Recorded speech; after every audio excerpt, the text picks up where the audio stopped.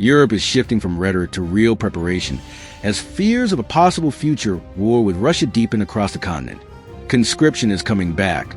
Bunkers are being rebuilt, and defense budgets are surging across the European Union as governments move from talk to planning.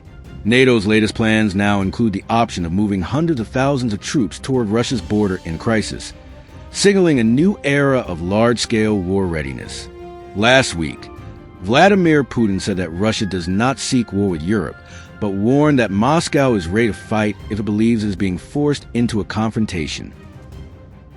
Germany has unveiled Opland Du, 1,200-page NATO war mobilization blueprint that sets out in detail how the country will prepare for conflict.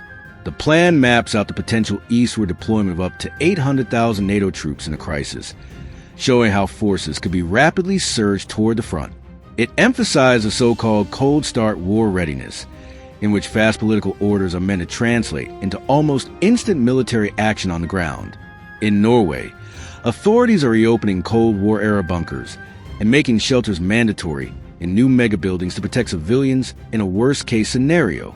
Along NATO's eastern flank, countries such as Poland and the Baltic states are stockpiling mines and ammunition as they brace for possible aggression. Across the continent, European leaders increasingly say a war with Russia is a very real possibility rather than a distant hypothetical, with some intelligence warnings pointing to a potential flashpoint around 2028 when Russia could be ready to strike within 3 to 4 years. On December 11th, NATO chief Mark Rutte warned allies that they could be Russia's next target, urging them to take the threat extremely seriously. He said that Russia is escalating covert attacks on European societies, pointing to sabotage, cyber operations, and disinformation. Rutte cautioned that Europeans must be prepared for the kind of large-scale war their grandparents endured, not just limited skirmishes or hybrid operations.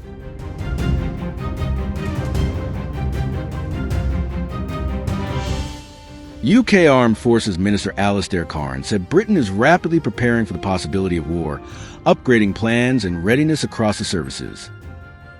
He told Sky News that the shadow of war is knocking on Europe's door once more, warning that complacency would be dangerous. Cairns said that modern wars are ultimately won by societies, industries, and economies as a whole, not just by armies fighting at the front. At the same time, London has reported a 50% jump in hostile spying, hacking, and physical threats directed at its forces and defense infrastructure. In response, Britain is launching a new defense counterintelligence unit specifically designed to confront hostile states and their covert activities.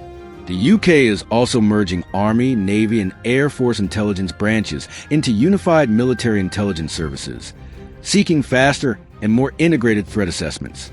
Cairns has warned Britons not to underestimate the risk of war with Russia, stressing that preparation now is essential, as reported by Hindustan Times.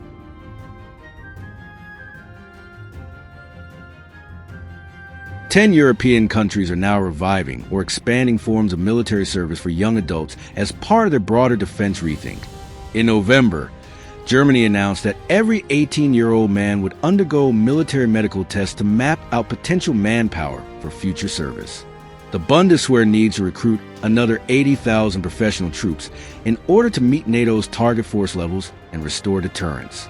Germany's reserve can currently draw on around 34,000 active members, according to officials, but that structure is now slated for a dramatic overhaul. Planners estimate that the reserve force will eventually be built up to about 200,000 people, creating a much deeper manpower pool. France has joined the growing list of European nations boosting their militaries as the world appears to teeter closer to the possibility of a wider war. Belgium, for its part, has sent letters to 17-year-olds inviting them to volunteer for service with pay of around €2,000, or about £1,750 a month.